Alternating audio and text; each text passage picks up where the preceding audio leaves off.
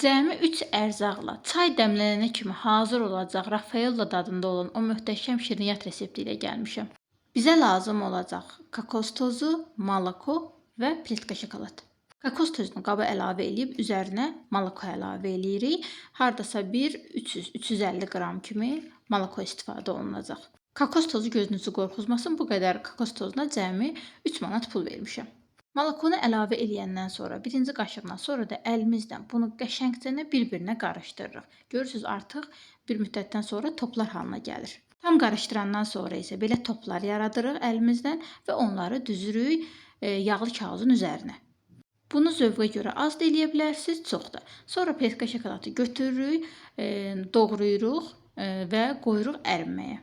Şokolad əritməyin ən yaxşı yolu isə bu gün öyrənmişəm mən də buxarda əritməkdir. Çox qəşəng olur. Topların hər birini əritdiyimiz şokolada bulayırıq və sonra zövqə görə üzərinə yenidən kokos tozu əlavə edirik. Və budur, möhtəşəm resept. Mütləq sınayın. Videonu bəyənib kaydetməyi isə unutmayın. Hələlik özünüzə yaxşı baxın. Bu günlük bu qədər.